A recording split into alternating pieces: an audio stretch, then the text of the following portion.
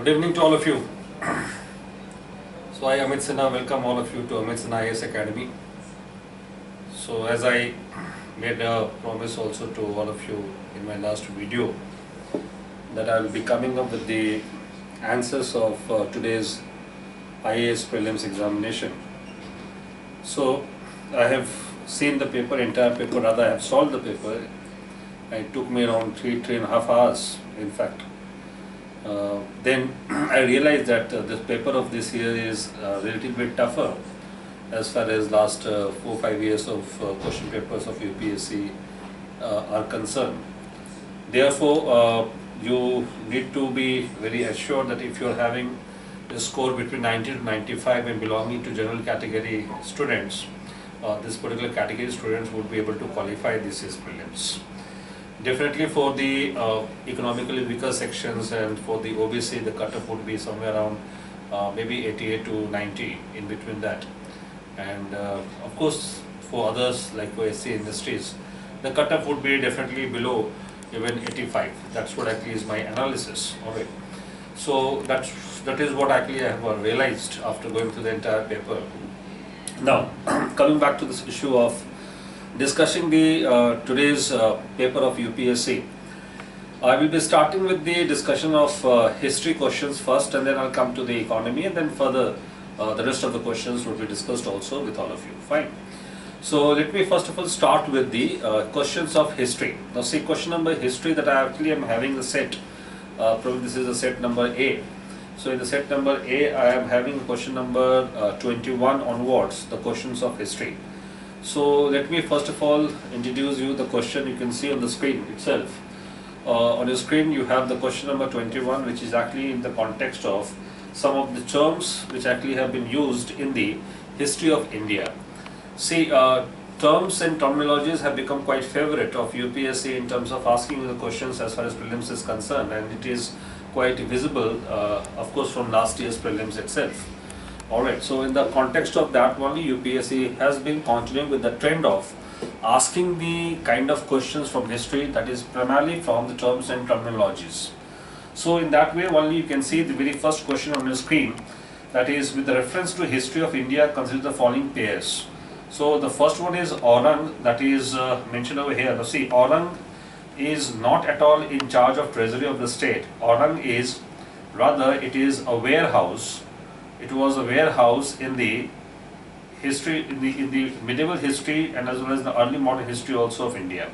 So it was used for warehouse. So obviously it is not at all the in charge of treasury in that way. Similarly, Bania or Banyan, that's what actually is pronounced here in English. Of course, in Hindi we call them Bania.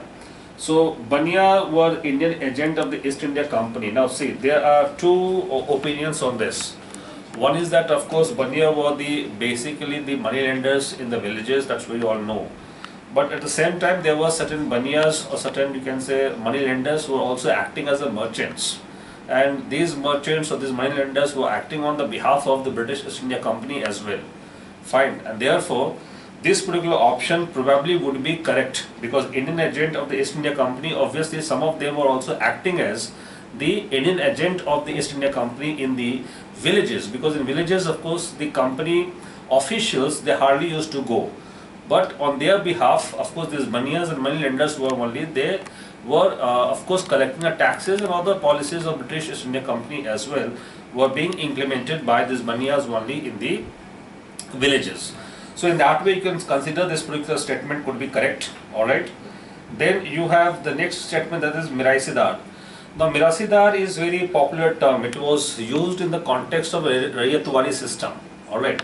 So in the Rayatwari system, especially in northern Madras, there were number of Mirasidars. Alright, even in Mysore there were number of Mirasidars. Fine. So of course Mirasidars were used by the British East India Company, so therefore they were designated as revenue payer to the state. Alright. So they used to collect the revenue, and they, on the behalf of the Rayats, they used to pay the revenue to the state. That's what actually was the Mirasidars. So here the answer would be 2 and 3. So B would be the most appropriate answer here. Fine. Coming to the next question, the question number of course 22. Now question 22, it is actually quite favorite of UPSC to ask a question, at least one or two questions definitely from Buddhism. And I keep telling to all my students that one topic that is obviously very important as far as prelims is concerned, from ancient India, it is always Buddhism and Jainism. So definitely from there only they have again asked you a question in the context of, first of all, the Stharavira belong to the Mahayana Buddhism. Now see, the Stharavira were not belonging to Mahayana Buddhism. Rather, they actually was the offshoot. They actually came out the offshoot as a Stharavira and Mahasanghikas, especially in the third Buddhist council, around third Buddhist council only.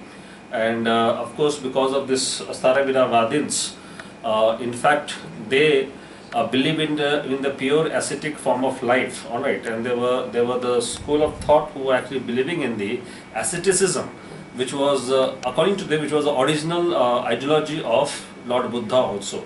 So Stharavira never belonged to Mahayana Buddhism. So obviously, it is not at all a correct statement. Fine. So the Stharavira Mahasanghikas were already out from the second Buddhist council only. Fine. That's what is the point. So of course Mahasanghikas, they belong to Mahayana Buddhism. That's what is the point. The first statement is incorrect. Then Lokattar Vadin, that is basically the another form of another sect of Buddhism. Alright, so Lokattar Vadin sect was also an offshoot of Mahasanghika sect of Buddhism. So this is correct. This is correct because they were definitely another sect of Buddhism which actually emerged in the during the post-modern period. Alright, so during the post-modern period, you see the Lokattar Vadin, they actually emerged and they believe into the supernatural Buddha. Alright, so supernatural Buddhism also emerged, which also was a part of the Mahasanghika school of thought. So of course, Mahasanghika school of thought, they also believe in the deification of Buddhism, or Buddha in fact. So all the sculptures actually that we find from ancient India regarding Buddha, they all actually have been the outcome of the Mahasanghika school of thought only. Fine. So the third point that is correct, that is the deification of Buddha by Mahasanghika fostered the Mahayana Buddhism. That's correct, because Mahayana Buddhism believe in the deification of Buddha, and therefore it actually also become quite popular in many parts of the world. Alright, that is the Mahayana Buddhism. So here 2 and 3 are correct, so answer is again B. Fine. So that is the question number 22. Now coming to the question number 23. Now see, question number 23 is quite interesting. It is given directly in your NCERT also of modern India, and I keep telling, in fact one of my videos is already there in the on my YouTube channel, where I explained about the economic policies of the Britishers, and there I explained very clearly about the outcome of the economic policies of British East India Company in India was deindustrialization. Alright, so see, this question was in the particular context of deindustrialization only. Why? Because which of the following statements correctly explain the impact of industrial revolution, especially in the period of first half of the 19th century, which means that between 1801 to 1850. So 1801 से 1850 के बीच में जो economic impact हुआ उसके बारे में पूछा जा रहा है, इंडस्ट्रियल रेवोल्यूशन के कारण इंडिया में क्या इकोनॉमिक इम्पैक्ट हुआ. So definitely, if you see the three options are not at all appropriate. Now, of course, in the question that I have got, one of my students has incorrectly marked it, that is railway lines were let down. So it is incorrect. Why? Because railway line had been let down only from 1853 onwards. So anyhow, this particular option is not correct. The most appropriate answer is Indian handicrafts were ruined. So answer is A, because it was a period of also deindustrialization in India. Fine. So that is the correct answer in 2023 number question. Fine. Then you have question number 24. The 24 question is equally very interesting. It is completely on chronology. Now see what actually UPSC has done this time. They have neither asked you a question primarily from the so-called pure ancient India, only few, and not even from the pure so-called medieval India. They have asked you a question between ancient and medieval India. That is what we call it actually the post-Harsha period. So that is a period where UPSC has again re-emphasized more in the CS prelims. And see, this question is equally from that particular segment only. So first of all, the rise of Pratihara under the king Bhoja. So see, Pratihara's rise actually took place quite late. It is only in the 9th and in the 10th century the rise of Pratihara actually took place in India. Fine, especially in 1850 onwards only Pratihara rose in India. Fine. So therefore, in that way, this particular option, that is the King Bhoj Mihir, of course, he actually was the one of the very important rulers of Pratihara. So his era was from 850 CE only. Fine. So 850 CE only. Now coming to the establishment of Pallava power under Mahendravarman first. So of course his period was 6th century CE. So in anyhow his period was 550 onwards. Alright, so around 550 his period could be easily identified. Fine. Then establishment of Chola power by Parantak I. Now Parantak I is very important because Battle of Talikota was fought by him only. And that battle was fought in 900, of course, 73 onwards. Fine. So in anyhow, he would be coming into the period of 950 onwards. So his period would be 950 CE onwards. Fine. And Pala dynasty was founded by Gopala. So of course, Gopala was the founder of Pala dynasty, and that was a dynasty founded in 750 CE only. Because this is the period when we see the emergence of three very major powers in North India, basically Pala, Pratihara and Chalukyas. Fine. So of course, he also emerged in 750 CE only. So now you can see what will be the correct and appropriate answer here. So 2 is going to be the first option here, because you have to arrange them in chronological order.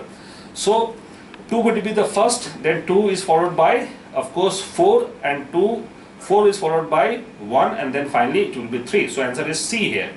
2, 4, 1, 3. Fine, that is the answer. Now coming to the next question, that is hundi. Now see, hundi is again a very popular term, alright, and it is quite famous also in ancient India, in the post, of course, Gupta period. This practice was quite common in India, alright, and since then only this particular practice has been continued in India till even India's independence, alright, even till the emergence of various means of the so-called transactions, so-called the short-term money market.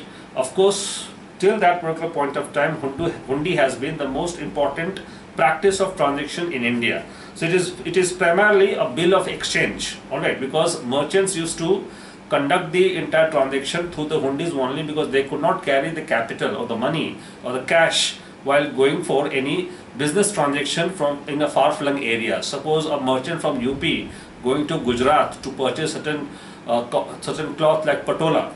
Patola was a very famous cloth from Gujarat. So of course he could not carry capital to conduct this particular transaction. So therefore hundis used to be acting as a mode of transaction in this particular business of India, right from the of course early medieval period only. So that's what actually hundi is important in the context of bill of exchange. Fine. So answer here is C.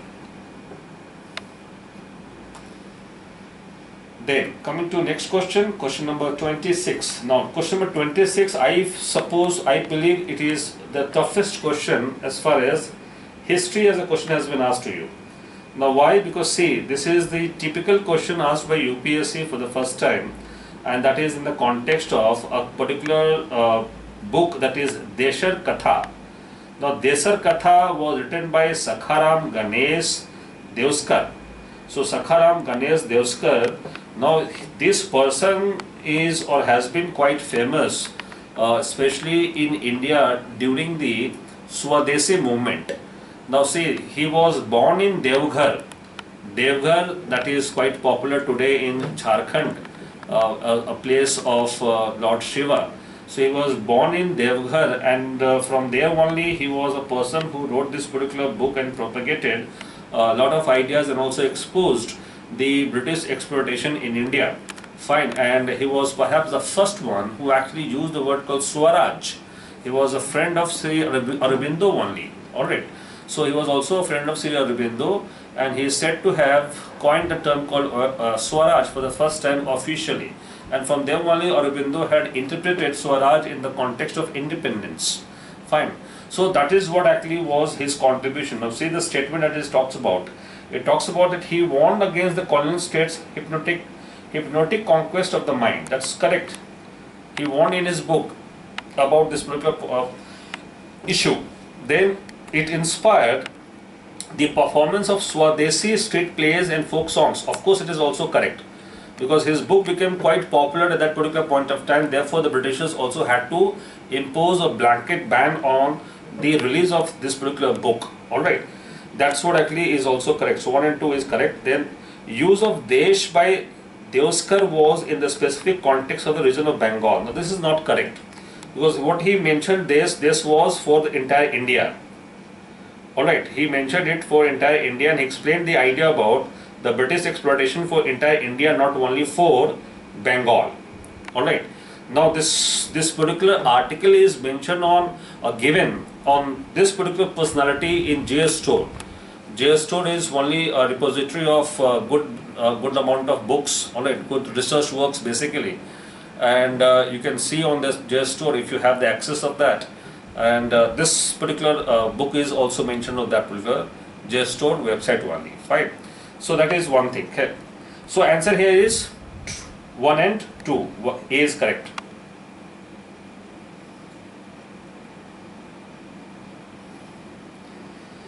Now coming to next question, question number 27. The question 27 is quite controversial because the translation issue has cropped up again for UPSC. For Hindi medium students, this question number 27 has given them a tough choice, because in the translation there is a problem in civil disobedience movement has been translated as the non-cooperation movement in Hindi. That is the issue. Alright, but पता नहीं UPSC इस पे कैसे clarification देगी आगे. So Gandhi Irwin Pact. This is a very popular topic. All of you must have studied. It is also given in the spectrum modern India, and as well as in NCERT of modern India as well. So see the option number 1. Invitation to Congress was given for the round table conference. That is correct. Then withdrawal of ordinances promulgated in connection with the civil disobedience movement. Of course, that is also correct. Acceptance of Gandhiji's suggestion for inquiry into police excesses. Now this is incorrect. There are two things that was not accepted by Irwin of Gandhiji. One is this, and another one is to release Bhagat Singh, Rajguru and Sukhdev. Alright, that was also rejected by Irwin. And the fourth one, release of only those prisoners, of course is also correct. So which didn't have any charges with violence. So answer is 1, 2 and 4. So B is the correct answer here. Fine, that is the Gandhi-Irwin Pact. Coming to question number 28. Now question number 28 is equally a very tougher question, because in ordinary textbook it is not given. So Vittal Vidvansak. Now Vittal Vidvansak is another typical story, because here Vittal Vidvansak was written as a journal for the first time by Gopal Baba Walankar. Now Gopal Baba Walankar was the same person who actually provided a sort of a, you can say, background for Baba Sahib Ambedkar to lead the movement for untouchables empowerment in India. Fine. That is actually the issue regarding the this particular book. So answer here is A. So this particular book was written by him in 1889. So Gopal Baba Walankar is the answer over here. Fine. Now coming to the next question, that is question number 29. Now question number 29, it is in the context of Kulya Vap and Drona Vap. Now see, Vap was basically meaning of to sow on the farmland. That was actually the meaning of Vap, and this was a term that was quite rampantly used, quite commonly used, especially in the Gupta period. So it is primarily, it was meaning measurement of land. It was having the meaning of measurement of land, that is Kulya Vap, Drona Vap, Ashwa Vap. This all were the measurement of land. So answer is A here, that is measurement of land. Then another very interesting question that has been asked again from the ancient India, that which among the following rulers actually has advised the subject through his inscriptions. So it is quite popular. The most famous inscriptions, more number of inscriptions were written by the first emperor of India. He was Ashoka. So of course Ashoka is the correct answer over here, because in the Major Rock Edict 12, this is what actually Ashoka has explained, the idea about the respect towards other sects also. Okay, that's what actually is the point. 30, answer is A. Then in question number 31, now see, Question number 31, it is the context of description of term paramitas. Now, paramitas are again very important term which is used for Buddhism or in Buddhism. It is used for perfections whose attainment led to the Bodhisattva path.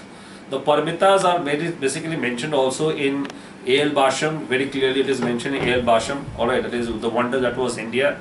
So I keep telling to all of you, in fact also in my earlier videos, that if you get a chance to read at least a couple of chapters from A.L. Basham, you must read it, because this is one of those wonderful books written as far as ancient India art and culture is concerned. Fine. So of course that is mentioned there also. So therefore the answer is the perfections, and paramitas actually literally means perfections only. Fine, that's what is the point. Then you have another very interesting question, that is the Rakhmabai case of 1884. Now see, Rakhmabai case in 1884, is this something which is definitely not going to be caught by many of the students in India. Now see, Rakhmabai case, I mean, either if you are a student of a law, and probably if you have gone through the entire family law and all the case materials of family law, probably you would be able to recall it. Otherwise, in history, in ordinary textbook, it is not at all given. That's what actually is the factual point about it. But the point is, Rakhmabai case, of course, it is primarily in the revision of age of consent. However, this issue is not only in the age of consent, because in family law also we have to refer it in the case material as a landmark case judgment, that is the restriction of conjugal rights. Alright. So it is also in the restriction of conjugal rights. So Rakhmabai is another very typical personality in the history of modern India, where women empowerment can be seen also by the ladies like Rakhmabai. Now, Rakhmabai was a lady who got married at the age of hardly 13 years, in fact. So of course she didn't want to continue with this marriage. She wanted to also pursue her education.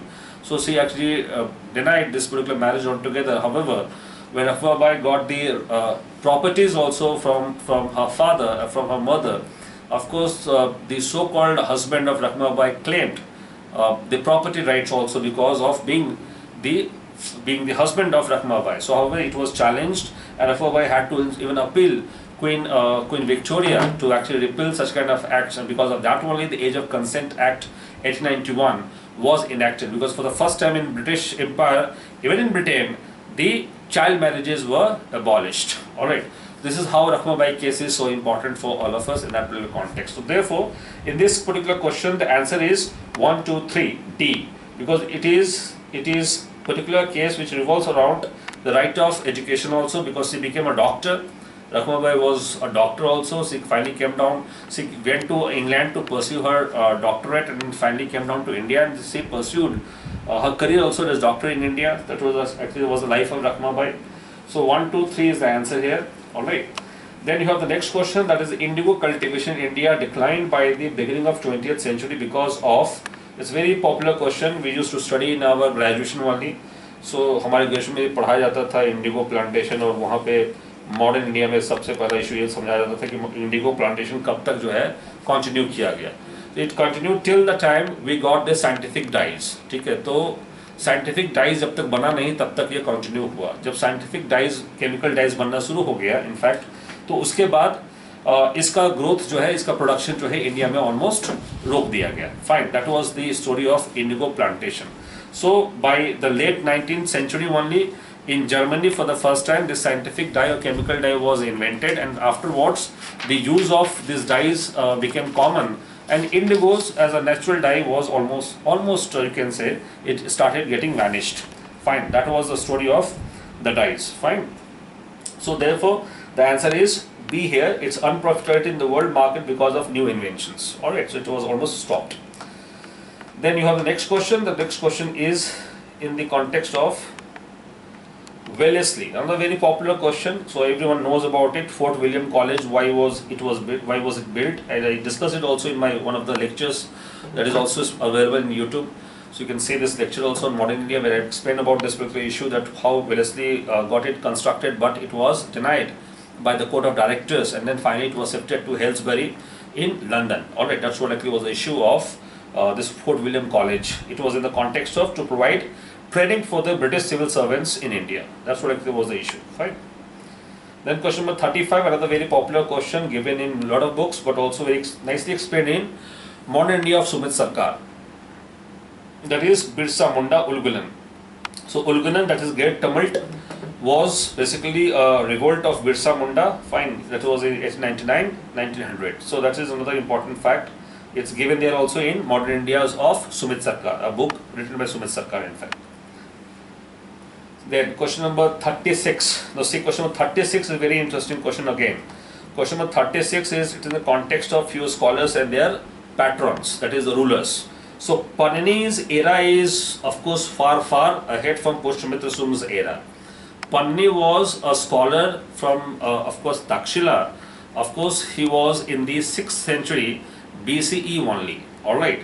But Pushyamitra Sum was a ruler of course the Sunga dynasty. It was especially in the post-modern period. So anyhow Panini and Pushyamitra Sum cannot be mixed up. It was basically Patanjali. If that could have been there, perhaps you could have got confused, alright, because Patanjali was also in the court of Agnimitra, alright, was one of the descendants of Pushyamitra Sum. So it is Panini, so obviously it is incorrect, not correct. Amar Simha. Now Amar Simha is associated with Harshvardhan. Now of course not Harshvardhan, because Amar Simha was one of the 9 gems of Chandragupta Vikramaditya, Chandragupta II, alright. So Chandragupta II को जाना जाता है कि उनके court में 9 रत्न रहते थे. उसमें से पहला जो नवरत्न थे वो अमर सिम्हा ही थे, ठीक है, जिसने डिक्शनरी भी लिखा है, ठीक है. सो of course Amar Simha is associated with Harshvardhan, so it is also incorrect. Kalidas is associated with Chandragupta II, Chandragupta Vikramaditya. It is correct. Alright, so answer is here C. So you must be knowing about, there were 9 gems in the court of Chandragupta II और Chandragupta Vikramaditya, जिनका Mehrauli iron pillar भी है, ठीक है. तो उनके court में अमर Simha, Dhanvantari, Harisena, Kalidas, कहापनक, Sunak, Varaha Mihir, alright, वारुचि, वेताल भट्ट, ये सारे उनके कोर्ट में होते थे. ये सारे 9 के 9 जो जेम्स थे उनके कोर्ट में थे. तो ये सारे क्वेश्चन थे हिस्ट्री के जो हमने डिस्कस किया, ठीक है. Now we will discuss economy shortly. Thank you.